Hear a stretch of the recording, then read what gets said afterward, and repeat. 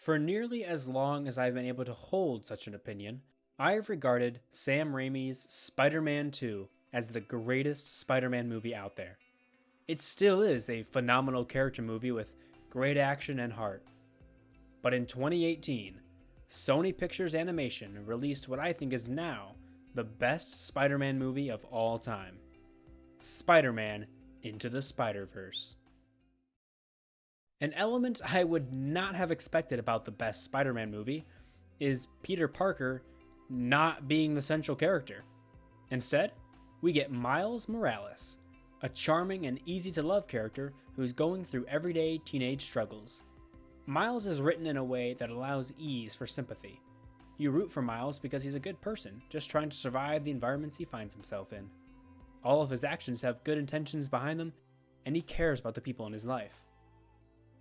What makes this film work so well is the characters, specifically how they interact with one another and the bonds that are formed.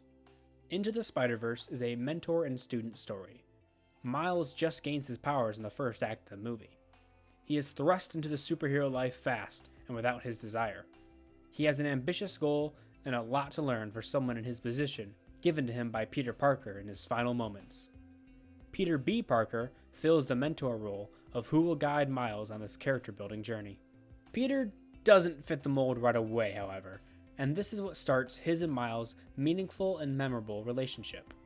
The dynamic we have is a heavily experienced, but tired and old, relatively, superhero who no longer wants that lifestyle, and an inexperienced, ambitious, and young superhero who feels it's his duty to save the world. This combination makes the perfect tag team to grow. Miles is the voice of morality in Peter's head and gets him to see the importance of their situation. This allows Peter to take up the mentor mantle. Subsequently, Miles ends up learning a lot from Peter and grows to be a hero. This is all amplified when the rest of the Spider people show up. Everyone but Miles has experience. The group as a whole becomes a teacher. It also helps that Gwen is Miles' same age, so she can relate to him and be more understanding. A good indicator of a well-written character story is when the main character goes through struggles. Miles certainly fits this. He doesn't feel at home at his new school, even purposely trying to fail as a result. He doesn't feel his dad understands him. He gets new superpowers he has to learn how to use. He needs guidance on his new mission. His mentors then decide to keep him out of that mission. And, most of all, he loses his Uncle Aaron, someone he loved and admired. This story is of Miles' journey, his journey of taking up the mantle and rising above what he thought he was capable of. This is also a great message for kids, since this movie is rated PG after all. By the end, Miles and Peter have both helped each other realize their next path in life.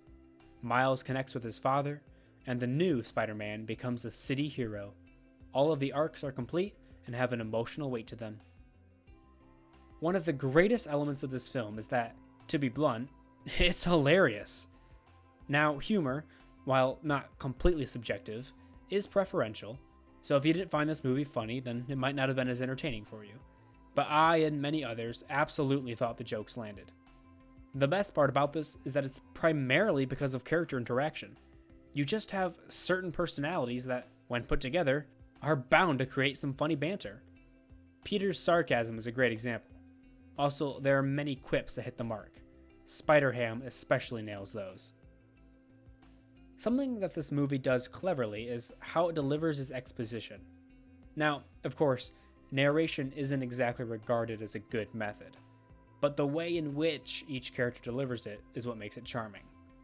These progressively quickening scenes follow the same formula, but with a mixture of self-awareness and changing visuals, creates a moment of understanding without coming off as lazy.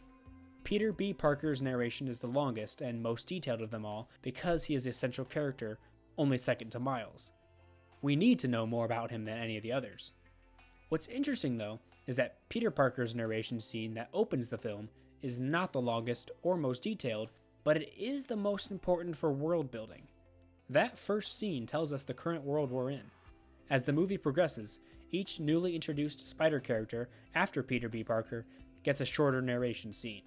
Gwen's is more crucial than Spider-Ham's, but not than Peter B. Parker's. Due to the number of narration scenes though, this doubles as a meta joke. With each scene getting shorter, the characters acknowledge that the audience will only be hearing this one last time. This one last time. One last time. And one last time.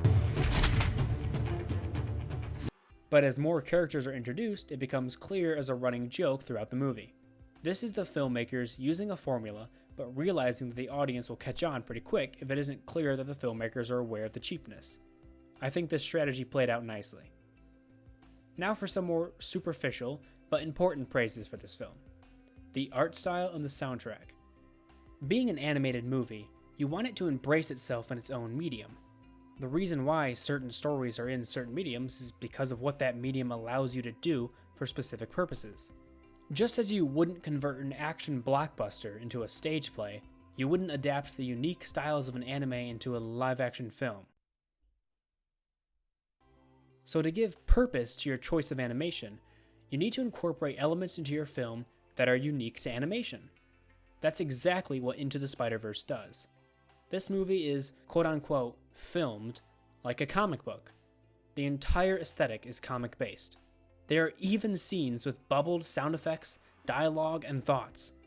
Into the Spider-Verse embraces the source material it comes from. The animators did a fantastic job doing so. Similar to Guardians of the Galaxy, this film encompasses many licensed songs that play during particular scenes. This is a deliberate creative choice that amplifies the material already on screen.